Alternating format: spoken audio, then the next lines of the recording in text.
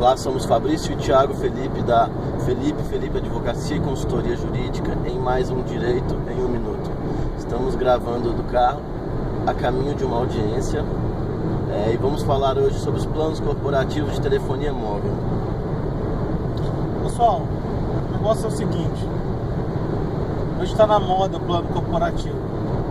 O benefício é interessante porque as empresas de telefonia oferecem para o consumidor alguns benefícios atrelados ao plano, ao próprio serviço prestado.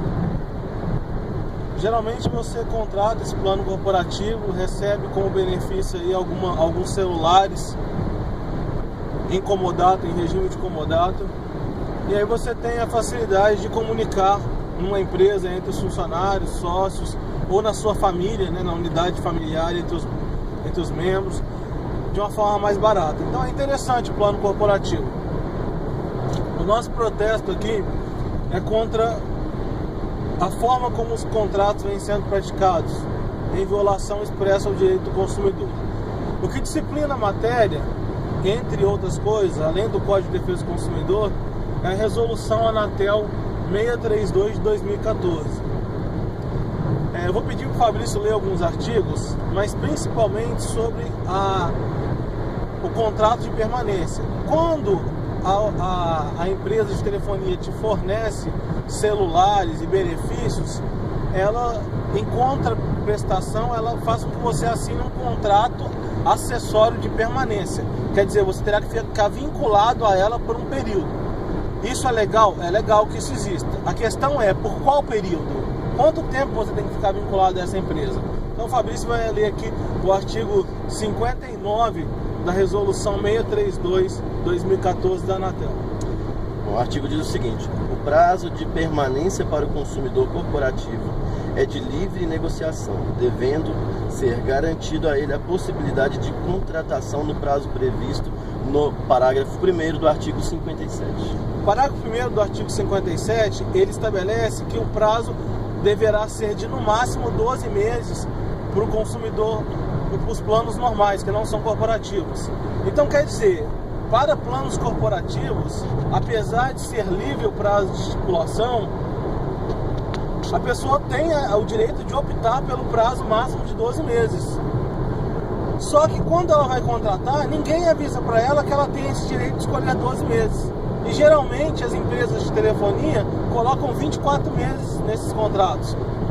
Aí o serviço, às vezes, tá? E não raro, é uma porcaria, e a pessoa fica vinculada sem poder sair daquela prestação de serviço horrível, tá?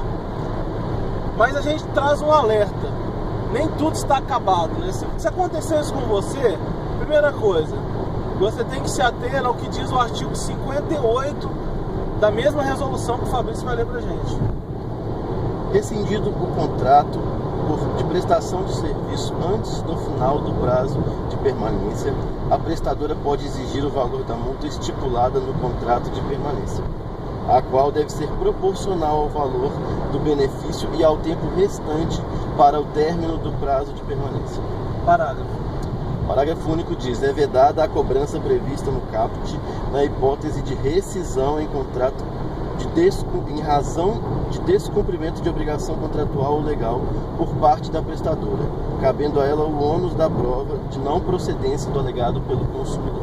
Ou seja, se você quer rescindir o seu contrato de telefonia porque o serviço é horrível, não está sendo prestado de forma adequada, seu pacote de dados não funciona, sua linha só fica fora de área, essas coisas, esses exemplos aí, isso é uma falha na prestação de serviço. Em caso de falha de prestação de serviço, artigo 58, parágrafo 1º da Resolução Anatel 632 de 2014, você pode rescindir sem cobrança de multa pela permanência. Por quê? Você está rescindindo motivadamente.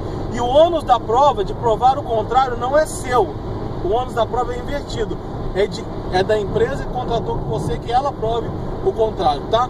Para não ficar muito longo o nosso vídeo, nós vamos encerrar por aqui, lembrando que as relações de consumo, elas têm que ser pautadas por um equilíbrio, tá? Elas devem ter sempre em mente a harmonização dos direitos, e toda vez que esses contratos de consumo são feitos de forma desproporcional, com causas iníquas, abusivas, eles podem ser anulados conforme o artigo 51 do Código de Defesa do Consumidor.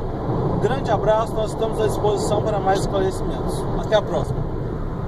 Felipe, Advocacia e Consultoria Jurídica. Soluções em diversas áreas do direito.